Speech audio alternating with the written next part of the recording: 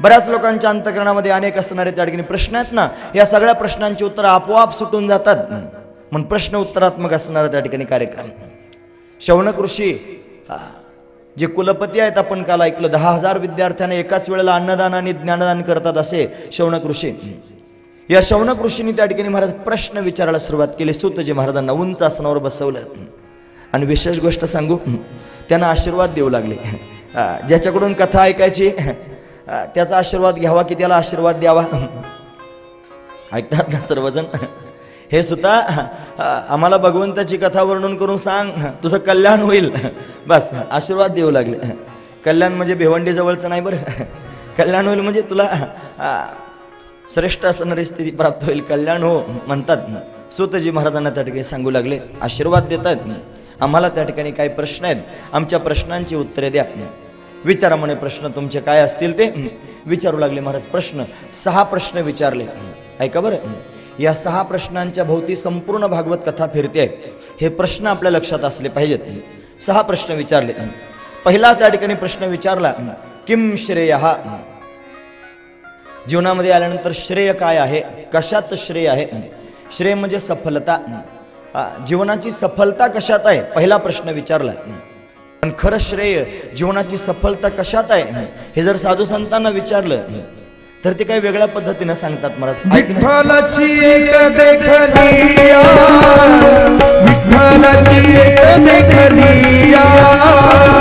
तुका म्हणे, जन्म आल्याचे सार्थक म्हणजे सफलता म्हणजे श्रेयस्कर काय असेल, तर विठ्ठलाची एक देखलिया, एका विठ्ठलाला पाहणं हे सफलता. एक देखलियाचा अर्थ माहिती आहे?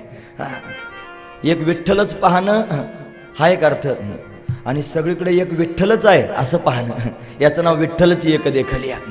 हेच खरं ज्ञान आहे महाराज. ज्ञानाचा फार लोकांनी बाऊ करून ठेवला. बाऊ, एवढा मोठा बाऊ करायची काय गरज नाही. ज्ञान, ज्ञान म्हणजे काय सोपं सांगू? अरे एकामध्ये सर्वांना पाहणं याचं नाव आहे ज्ञान, आणि सगळ्यांमध्ये एकालाच पाहणं याचं नाव आहे ज्ञान. किती सोपं आहे. एकाच मध्ये सगळ्यांना पाहायचं. एक परमात्मा आहे आणि आपण सगळे त्याच्यातच आहोत, हे पाहणं याचं नाव आहे ज्ञान. आणि या सर्वांमध्ये एकच भरलेलं आहे याला पाहणं याचं नाव आहे ज्ञान. म्हणून विठ्ठलाची एक देखलिया, एक विठ्ठल पाहणं हे जीवनाचं सार्थक आहे, सफलता आहे. ज्याला सगळ्यांमध्ये परमात्मा दिसू लागला, वाईट वागेल का हो? लोक शिव्या देताना पाहतात एकमेकाला. हे स्वतःचं स्वरूप म्हणून देतात का आपल्यापेक्षा भिन्न म्हणून देतात? माणूस वैर केव्हा करतो, कोणाबरोबर करतो माहिती आहे? ज्याच्याशी वैर करायचं तो स्वहून भिन्न असावा आणि स्वविरोधी असावा. स्वहून भिन्न आणि स्वविरोधी जो असेल त्याच्याशी वैर केलं जातं. स्वतःच्या स्वरूपाबरोबर कोणी वैर करतं का? स्वतःबरोबर कोणी वैर करतं का? स्वतःबरोबर कोणी भांडण करतं का? भांडणच मिटून जाईल. विठ्ठलची एक देखलिया. म्हणून श्रेयस्कर काय आहे? एका गृहस्थानं मला प्रश्न विचारला. म्हणे, महाराज तुम्हाला एक प्रश्न विचारतो. चांगला गृहस्थ आहे, त्याने विचारलं, बुद्धिवाद आहे महाराज. त्यानं प्रश्न विचारला, महाराज काय करावे? तुम्ही सतत ऐकत असता, परत ऐका. काय करावे, कसे करावे आणि का करावे? तो सर्वांना विचारत होता, काय करावे, कसे करावे आणि का करावे. आता जो तो ज्याच्या त्याच्या बुद्धीप्रमाणे त्या ठिकाणी तर्क लावून त्याचा उत्तर देण्याचा प्रयत्न करतोच आहे. आम्ही आमच्या अकलीप्रमाणे त्याला उत्तर दिलं. सामान्य असणारी आमची अक्कल आहे तरी सुद्धा आता त्यानं विचारलं म्हटल्यावर सांगायला नको म्हणून सांगितलं. त्याने विचारलं काय करावे, एका वाक्यात उत्तरे द्याप्रमाणे आम्ही सांगितलं ज्ञानोत्तर कृष्ण भक्ती करावी, ज्ञानोत्तर भक्ती करावी. चला, कशी करावी?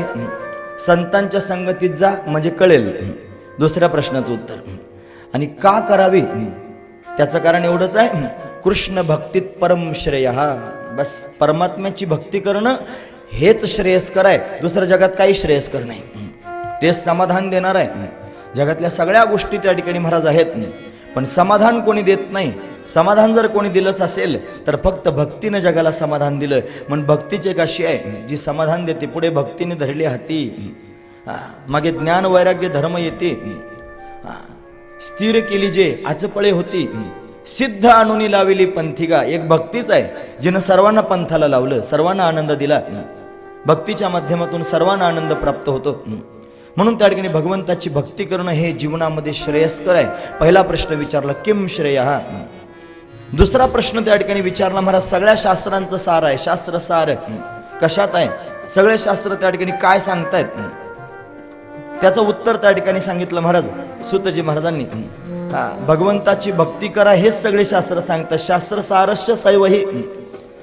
सगळ्या शास्त्रांनी सांगितलं. तुकोबारायांचा एक पूर्ण अभंग तुमच्या समोर सांगतो.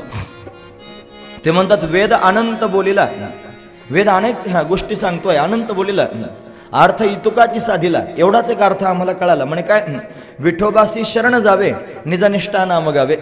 विठोबाची शरणागती करणं आणि त्याचं नामचिंतन करणं ही भक्तीच आहे ना. म्हणून शास्त्र सारस्य सैव, वेदानं सांगितलं त्याची भक्ती करा. शास्त्रांना विचारायला गेलो, म्हणे सकल शास्त्रांचा विचार अंती इतुलाची निर्धार, विठोबासी शरण जावे निजनिष्ठा नाम गावे. सगळ्या शास्त्रांचा विचार घेतला आणि सगळ्यांनी एकच सांगितलं, विठोबासी शरण जावे निजनिष्ठा नाम गावे. 18 पुराण आहेत ना, सगळ्या पुराणांना विचारायला गेलो, तुकोबाराय सांगतात 18 पुराणे सिद्धांत, तुका म्हणे हाची हेत, विठोबासी शरण जावे निजनिष्ठा नाम गावे. 18 पुराणांनी सिद्धांत रूपानं सांगितलं महाराज, विठोबाला शरण जा. वेद म्हणतोय परमात्म्याची शरणागती करा, शास्त्र म्हणतात परमात्म्याची शरणागती करा, पुराण सांगतायत परमात्म्याची शरणागती करा. म्हणून इथे त्या ठिकाणी उत्तर दिलं, शास्त्र सारस्य सैवही. शास्त्रांचं सार सुद्धा तेच आहे, भगवंताची भक्ती करा, भक्ती करा. भक्तीच्या वाटेला जर लागाल तर सगळ्या गोष्टी प्राप्त होतील. कारण भक्ती अशी आहे, भक्तीमध्ये त्या ठिकाणी महाराज स्वतः काही करावं लागत नाही, भगवान त्याला चालवतो. हा त्यातला दिव्य असणारा भाव आहे. उद्धाराची चिंता करणारी माणसं रात्रंदिवस चिंतित आहेत, काही मी उद्धार पावेन. ते स्वतःच्या सामर्थ्यानं त्या ठिकाणी धावपळ करतायत उद्धार करून घेण्याकरिता. पण भक्त असा असतो, तो म्हणतो, देवा मी तुझं तान्हुलं आहे, मी छोटा आहे, मला काही कळत नाही रे, मी तुझ्या अधीन आहे, मी माझ्या स्वतःला तुझ्या हातात देऊन टाकलंय. आता मला स्वर्गाला पाठवायचंय की नरकात पाठवायचंय की मोक्षाला पाठवायचंय की पुन्हा संसारात पाठवायचं, हे मी नाही ठरवायचं. हे कोणी ठरवायचं? हे फक्त तू ठरवायचं. मी काहीच नाही ठरवायचं, मी फक्त तुझं चिंतन करावं एवढंच माझं काम, याच्यापेक्षा वेगळं मी काही करणार नाही. असं ज्या वेळेला भक्त म्हणतो त्यावेळेला त्या ठिकाणी भगवान आपोआप त्याची गाडी चालवतो. भगवान सांभाळतील, भगवान आपला अधिकार तयार करून घेतील, भगवान स्वतः आपल्याला दर्शन देतील, आपली पात्रता तयार करून घेतील. हा मोठा भाव आहे. आता माझी चिंता तुझं नारायणा, असं साधू संत म्हणतात. म्हणून भगवान चिंता करणार आहे. म्हणून सगळ्या शास्त्रांचं सार तेच आहे, भगवंताची भक्ती करा. पुढचा प्रश्न त्या ठिकाणी विचारला महाराज, भगवंतानं अवतार किती धारण केले? भगवंतानं त्या ठिकाणी अवतार धारण केले 24 अवतार. यानंतर त्या ठिकाणी महाराज ते अवतारांची नावं विचारली. काय आहेत त्या अवतारांची नावं त्या ठिकाणी सांगू लागले. पहिला अवतार त्या ठिकाणी भागवतामध्ये भगवंताचे 24 अवतार सांगितले. त्यांची त्या ठिकाणी नावं आपण फक्त ऐकून ठेवा, पुढे त्याचा आपण विस्तार पाहणार आहोत. पहिला भगवंताचा अवतार आहे महाराज सनक, सनंदन, सनातन आणि सनत कुमार. परमात्माच या संतांच्या रूपानं प्रगट झाला. दुसरा अवतार भगवंताचा वराह अवतार. तिसरा अवतार देवर्षी नारद. चौथा त्या ठिकाणी अवतार धर्म आणि मूर्ती यांच्या घरी भगवान नरनारायण रूपाने अवतीर्ण झाले, चौथा अवतार. पाचवा अवतार त्या ठिकाणी महाराज कपिल अवतार. सहावा अवतार दत्तात्रय अवतार. सातवा अवतार यज्ञ अवतार, यज्ञ नारायण सातवा अवतार. आठवा अवतार त्या ठिकाणी वृषभदेव अवतार. वृषभदेव हे जे वृषभदेव आहेत ना, आपल्या धर्मामध्ये 24 अवतारांपैकी त्यांना 8वा अवतार मानतात आणि जैन धर्मामध्ये त्यांना प्रथम तीर्थंकर मानतात. वृषभदेव 8वा अवतार. 9वा अवतार त्या ठिकाणी महाराज पृथ्वी अवतार. 10वा अवतार मत्स्य अवतार. 11वा अवतार कश्यप अवतार.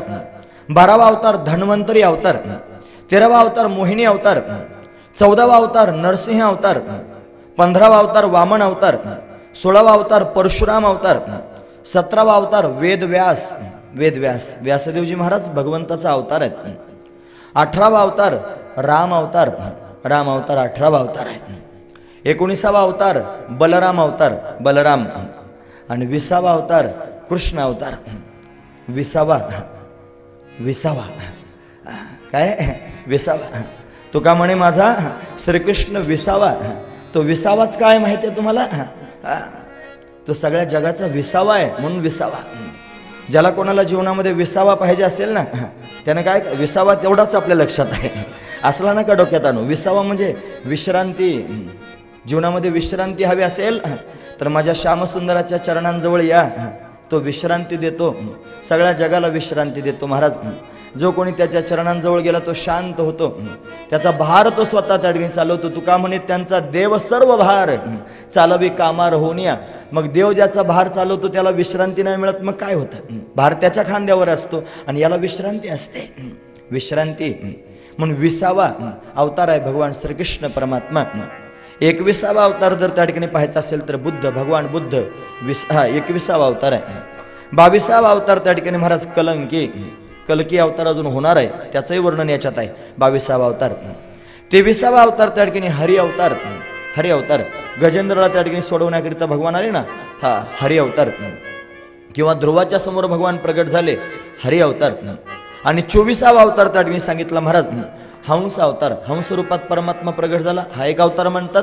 कुठे कुठे मतमतांतरानं हयग्रीव अवतार असाही अवतार त्या ठिकाणी मानला जातो. हयग्रीव नावाच्या दैत्याला मारण्याकरिता हयग्रीव भगवान झाले असंही त्या ठिकाणी सांगितलं जातं. किंवा ब्रह्मदेवाचे वेद त्या ठिकाणी चोरून नेले होते ना, मत्स्य रूपानं त्या ठिकाणी भगवान प्रगट झाले, तोही त्या ठिकाणी हयग्रीव असणारा दैत्य होता, त्याला मारण्याकरिता भगवान त्या ठिकाणी प्रगट झाले असंही वर्णन तिथे पाहायला मिळतं. अनेक पुराणांमध्ये वेगवेगळ्या कथा पाहायला मिळतात. हयग्रीव भगवंताचा अवतार आहे. 24 अवतार. किती अवतार आहेत? 24 अवतार. भगवंताच्या अवताराचं प्रयोजन काय? प्रयोजन म्हणजे फल काय आहे भगवंताच्या अवताराचं प्रयोजन? प्रयोजन एवढंच आहे, भक्तांचं संरक्षण करणे, जे त्याची भक्ती करतात त्यांचं संरक्षण करणे. प्रयोजनम सतो रक्षा सांगू लागले, उत्तर त्या ठिकाणी सांगतायत प्रश्नांची. यानंतर भगवान त्या ठिकाणी कर्म काय करतो? किम कर्म हा कर्म सृष्ट्यादी लक्षणम, सगळी सृष्टी निर्माण करणं हे भगवंताचं कर्म आहे. आणि त्या ठिकाणी शेवटचा 6वा प्रश्न त्या ठिकाणी विचारला, भगवान श्रीकृष्ण परमात्मा निजधामाला गेल्यानंतर धर्म कोणाला शरण गेला? धर्मकम शरणम गतः, कोणाला धर्म त्या ठिकाणी शरण गेला? 6 प्रश्न आहेत. 6वा प्रश्न आहे त्याचं उत्तर त्या ठिकाणी सांगितलं महाराज, धर्म हा भागवतात राहिला. धर्मो भागवत स्थितः, भागवतामध्ये त्या ठिकाणी धर्म राहतोय.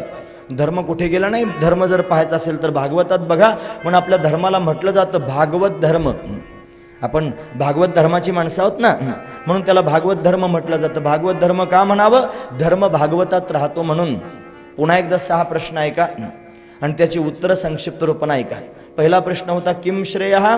कृष्ण भक्तीत परम श्रेयः, त्याचं उत्तर. दुसरा प्रश्न होता शास्त्रांचं सार काय आहे? तर कृष्णाची भक्ती करणं हेच शास्त्रसारस्य सैवही. तिसरा प्रश्न त्या ठिकाणी विचारला, भगवंताच्या अवताराचं प्रयोजन काय? कस्वावतार प्रयोजनम? प्रयोजनम सतो रक्षा, भक्तांचं रक्षण करणं हेच त्याच्या अवताराचं प्रयोजन. काय काम करतो देव? कर्म सृष्ट्यादी लक्षणम. चौथा प्रश्न ना किम कर्म हा, तो सृष्टी निर्माण करतो हे त्याचं कर्म. अवताराचं फल आणि कर्म याच्यात फरक आहे थोडा, म्हणून तो नवीन प्रश्न आहे, स्वतंत्र असणारा प्रश्न आहे. हा, त्याच्या अवताराचं काय फल आहे ते सांगितलं, भक्तांचं रक्षण करणं. आणि त्याचं काय काम आहे? तो सृष्टी निर्माण करतो हे त्याचं काम आहे, कर्मसृष्ट्यादी लक्षणम. किती अवतार आहेत? 5वा प्रश्न. 24 अवतार आहेत. आणि धर्म कोणाला शरण गेला? 6वा प्रश्न आहे. धर्म भागवतात राहिला हे त्याचं उत्तर आहे. अशी उत्तरं त्या ठिकाणी महाराज श्री सूतजी महाराजांनी शौनकादी ऋषींना त्या ठिकाणी वर्णन करून सांगितले.